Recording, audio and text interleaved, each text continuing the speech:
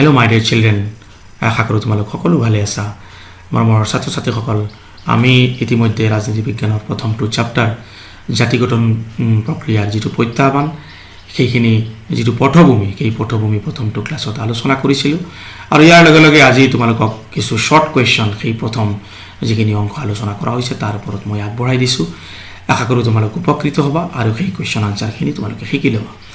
আজি মই এই প্ৰথম চেপ্টাৰৰ যি সেকেন্ড ইম্পৰ্টেন্ট পইণ্ট দেশীয় ৰাজ্যসমূহৰ সামিলকৰণ সেইটোৰ ওপৰত এটা সংক্ষিপ্ত আলোচনা আগবঢ়াইছোঁ। ছাত্ৰ ছাত্ৰীসকল, ভাৰতবৰ্ষই যেতিয়া স্বাধীনতা লাভ কৰিছিলে মই ইতিমধ্যে তোমালোকক কৈছিলোঁ তেতিয়া ভাৰতবৰ্ষত সৰু বৰ 565খন এনেকুৱা দেশীয় ৰাজ্য, ইংৰাজীত যিবিলাকক প্ৰিন্সলি ষ্টেটছ বোলা যায় তেনেকুৱা ৰাজ্য আছিলে। একোখন বৰ্তমানৰ প্ৰদেশত তেনেকুৱা 30-40খন 50খন পৰ্যন্ত দেশীয় ৰাজ্য আছিলে আৰু দেশীয় ৰাজ্যবিলাকৰ ৰজাবিলাকে স্বাধীনতাৰ পিছত ভাৰত ৰাষ্ট্ৰৰ অন্তৰ্ভুক্ত হ'ব নিবিচাৰিছিলে। কিন্তু দেশীয় ৰাজ্যবিলাকৰ ব্যাপকতা ইমান বেছি আছিলে, কোৱা হৈছে স্বাধীন ভাৰতবৰ্ষৰ 1/3 অঞ্চল সেই দেশীয় ৰাজ্যৰ অন্তৰ্ভুক্ত আছিলে আৰু প্ৰতি 4জনৰ এজন ভাৰতীয় সেই দেশীয় ৰাজ্যৰ বাসিন্দা আছিলে।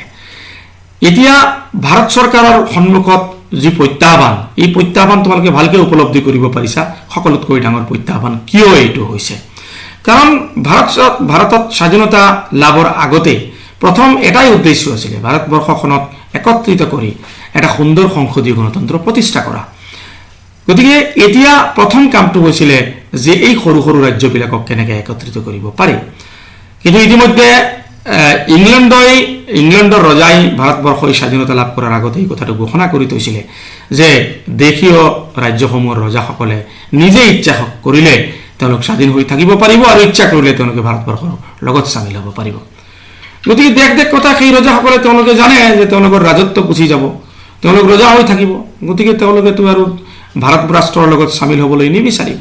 গতিকে ডাঙৰ এটা সমস্যা আহি পৰিছিলে আৰু জনসাধাৰণৰ হাতত যিহেতু এইটো সিদ্ধান্ত লোৱাৰ ক্ষমতা ইংলেণ্ডৰ ৰজাই তেতিয়া দি থোৱা নাছিলে, যাৰ কাৰণে এইটো সমস্যা হৈ পৰিছিলে আৰু ভাৰতৰ তেতিয়াৰ শাসনকৰ্তাসকলে এইটো সমস্যা সমাধান কৰাৰ কাৰণে তেওঁলোকে উঠি পৰি লাগিছিলে। ছাত্ৰ ছাত্ৰীসকল, India before and after partition এইটো এটা মানচিত্ৰ দিয়া হৈছে। তোমালোকে খুব ভালকে মানচিত্ৰটো অধ্যয়ন কৰিলে গম পাবা যে আগৰ অবিভক্ত ভাৰতখন কেনেকুৱা আছিল। এয়া চোৱা ৱেষ্ট পাকিস্তান যিটো আছিল, যিটো বৰ্তমানৰ পাকিস্তান, আৰু ইষ্ট পাকিস্তান বৰ্তমানৰ যিটো বাংলাদেশ।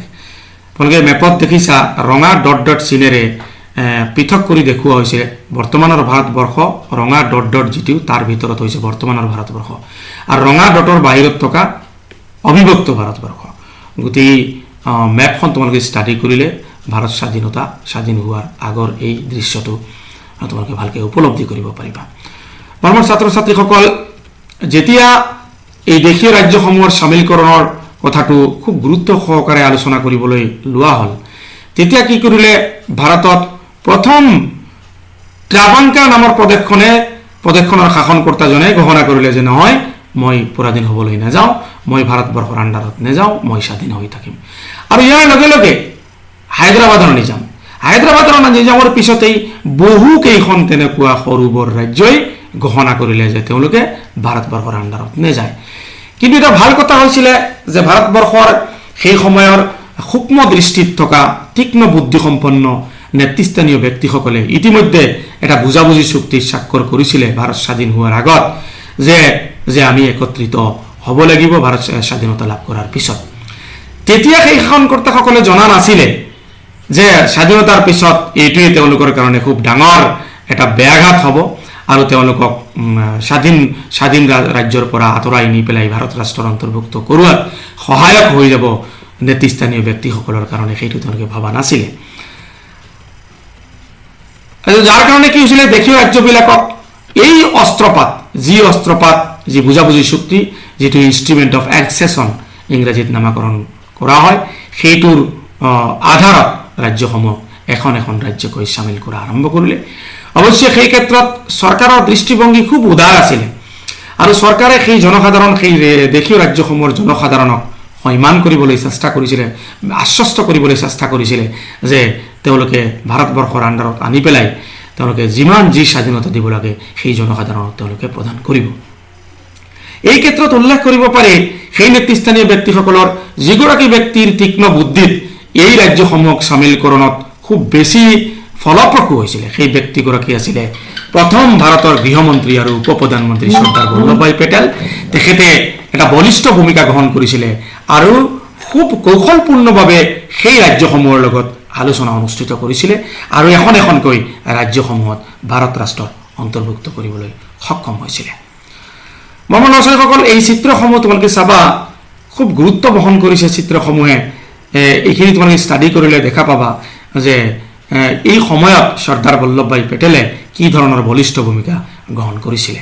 ইয়াত তোমালোকে চোৱা এই ইনষ্ট্ৰুমেণ্ট অফ এক্সেছন যিটো মই হালধীয়া ৰঙেৰে হাইলাইট কৰি দিছোঁ, তোমালোকে এইখিনি খুব গুৰুত্ব সহকাৰে পঢ়া। চামিলকৰণ দলিলত চহী কৰি ভাৰতীয় সংঘৰ লগত চামিল হৈছিল এই ৰাজ্যসমূহ। কিন্তু জুনাগড়, হায়দৰাবাদ, কাশ্মীৰ, মণিপুৰৰ দৰে কিছু ৰাজ্য খুব একেবাৰে তেওঁলোকে কঠোৰ স্থিতিত আছিল যে তেওঁলোক ভাৰত ৰাষ্ট্ৰৰ অন্তৰ্গত তেওঁলোকে নহয়। হায়দৰাবাদৰ নিজামক পৰাধীন কৰাটো খুব ডাঙৰ এটা কাম আছিলে, কাৰণ হায়দৰাবাদ সকলোতকৈ ডাঙৰ এই দেশীয় ৰাজ্যৰ ভিতৰত এখন ৰাজ্য আছিলে আৰু হায়দৰাবাদৰ নিজামজন খুব ধনী ব্যক্তি আছিলে, বিদেশৰ লগত তেওঁৰ সম্পৰ্ক ভাল আছিলে, যাৰ কাৰণে হায়দৰাবাদৰ নিজামে কোনোমতেই তেওঁক সেয়া মনাব পৰা নগৈছিলে। তেওঁক সেয়া মনাবলৈ ইয়াৰ পিছত ভাৰত ৰাজ্যই সেনাবাহিনী মেলি দিব লগা হৈছিলে। ইতিমধ্যে কিন্তু হায়দৰাবাদৰ নিজামৰ বিৰুদ্ধে তাত থকা মানুহসকলে বিদ্ৰোহ আৰম্ভ কৰিছিলে, কিয় জনসাধাৰণক হায়দৰাবাদৰ নিজামে খুব উৎপীড়ন চলাইছিলে। তেলেংগানাত থকা কৃষকসকলে হায়দৰাবাদৰ নিজামৰ বিৰুদ্ধে ৰাজপথত নামি আহিছিলে, মহিলাসকল ৰাজপথত ওলাই আহিছিলে আৰু সেইসকলক দমন কৰাৰ কাৰণে তেওঁ ৰাজাকাৰছ নামেৰে এটা কুখ্যাত অৰ্ধসামৰিক বাহিনী মেলি দিছিলে তেওঁৰ জনসাধাৰণক কণ্ট্ৰল কৰাৰ কাৰণে।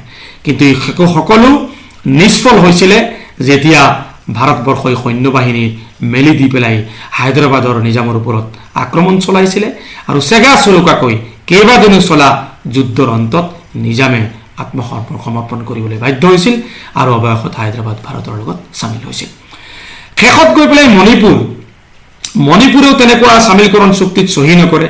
ইয়াৰ পিছত মণিপুৰৰ জনতাৰ তেনেকুৱা প্ৰেছাৰ, মণিপুৰৰ জনতায়ো খুব প্ৰেছাৰ দিছিলে আৰু শেষত গৈ পেলাই মহাৰাজা ভূতচন্দ্ৰই 1948 চনৰ জুন মাহত ৰাজ্যখনত নিৰ্বাচন অনুষ্ঠিত কৰিবলৈ বাধ্য হৈছিলে আৰু ইয়াৰ লগে লগে মণিপুৰত সাংবিধানিক ৰাজতন্ত্ৰৰ প্ৰচলন আৰম্ভ হয় আৰু মণিপুৰ সাৰ্বজনীন প্ৰাপ্তবয়স্ক ভোটাধিকাৰৰ ভিত্তিত নিৰ্বাচন অনুষ্ঠিত কৰা স্বাধীন ভাৰতৰ প্ৰথমখন ৰাজ্য।